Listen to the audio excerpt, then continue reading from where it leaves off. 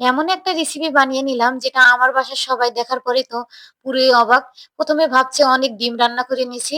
খাওয়াটা আজকে খুব জমে উঠবে। কিন্তু পুরোটাই একেবারে মিস্টেক হয়ে গেল। এখানে আমি আলুর দম বানিয়ে নিয়েছি। খুব সহজভাবে রেসিপিটা আপনাদের দেখানোর চেষ্টা করব।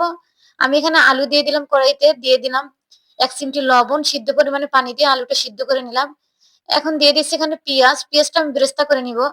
আর সবার শেষে কিন্তু এই পেঁয়াজ বেরেস্তাটা লাগবে। পেঁয়াজ বেরেস্তা হয়ে গেছে। এখন আমি উঠিয়ে নেওয়ার পরে দিয়ে দিলাম আলু। আলুগুলো বাদামি কালার করে ভাজবো না এটা। একদম হালকা ভাজা হয়ে গেলে আমি উঠিয়ে নিব। এই দেখুন আপনারা দেখে হয়তো বুঝতে পারতেছেন আলুগুলো উঠিয়ে নিলাম। দিয়ে দিলাম এ পর্যায়ে আমি আদা রসুন বাটা। দিয়ে দিচ্ছি এখানে জিরা। জিরাটা আপনারা ১ম এই দিবেন আদা রসুনের আগে। এখন এখানে দিয়ে দিলাম পোস্ত বাটা। দিয়ে দিচ্ছি এখানে কাঁচা মরিচ বাটা। আপনারা চাইলে কাঁচা মরিচটা ভেঙেও দিতে পারবেন ২ ভাগ করে। এখন দিয়ে দিলাম এখানে পেঁয়াজ বাটা। দিয়ে দিচ্ছি টমেটো বাটা। টমেটো বাটাটা দেওয়া অবশ্যই চেষ্টা করবেন। এখন দিয়েছি এখানে স্বাদ মতো লবণ, লাল মরিচের গুঁড়া টেস্ট অনুযায়ী, হলুদের গুঁড়া পরিমাণ মতো। দিয়ে দিচ্ছি ১ চা চামচ ভাজা জিরা গুঁড়া, ধনিয়া গুঁড়া। মসলাটা আমি ভালোভাবে কষিয়ে নিচ্ছি। আপনারা মসলাটা দেখেই বুঝতে পারতেছেন মসলাটা থেকে অনেকটা কিন্তু তেল ছেড়ে দিয়েছে।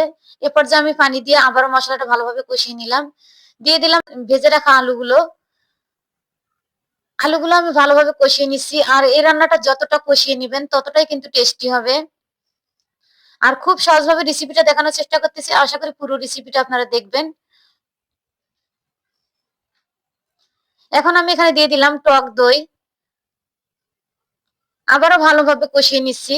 যতটা কষিয়ে নিবেন মসলার সঙ্গে ততটাই কিন্তু আলুটা টেস্টি হবে।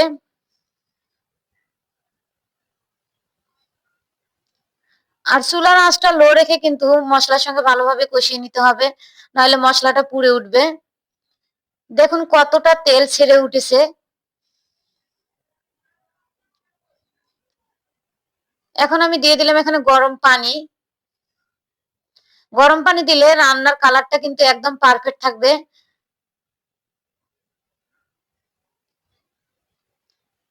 ঝোলটা ফুটে উঠেছে। আবারও আমি একটু নেড়েচেড়ে দিচ্ছি। এইভাবে আলুর দম বানিয়ে নিবেন, দেখবেন যে সাদা ভাত, রুটি, লুচি, পরোটা সবকিছু দিয়ে কিন্তু একদম জমে উঠবে। এখন আমি টেস্ট ব্যালেন্স ঠিক রাখার জন্য সামান্য দিয়ে দিলাম চিনি। দিয়ে দিচ্ছি কয়েকটা কাঁচামরিচ ফালি। দিয়ে দিলাম একটু ধনিয়া পাতা কুচি আর এখানে দিয়ে দিলাম পেঁয়াজ বেরেস্তা। এ পর্যায়ে আমি কিন্তু চুলাটা বন্ধ করে নিয়েছি। রান্নাটা শেষ। এই দেখুন কতটা সুন্দর হয়েছে রেসিপিটা। আশা করি আপনাদের আজকে রেসিপিটা ভালো লেগেছে। রেসিপিটা ভালো লাগলে লাইক, কমেন্ট, শেয়ার করে পাশে থাকবেন যাতে আমি আপনাদের মাঝে আরো নতুন, নতুন ভিডিও নিয়ে আসতে পারি। আর আপনি কোথা থেকে আমার ভিডিওটি দেখছেন তা মন্তব্য করুন যাতে আপনাকে আমি ধন্যবাদ দিতে পারি। আমি এখন পরিবেশন করে দেখিয়ে দিচ্ছি। আজকে আমি লুচি দিয়ে আলুর দমটা পরিবেশন করে নিচ্ছি। সবাই ভালো থাকবেন, সুস্থ থাকবেন। আবারও নেক্সট রেসিপিতে কথা হবে। আজকের মতো এ পর্যন্ত। আল্লাহ হাফেজ।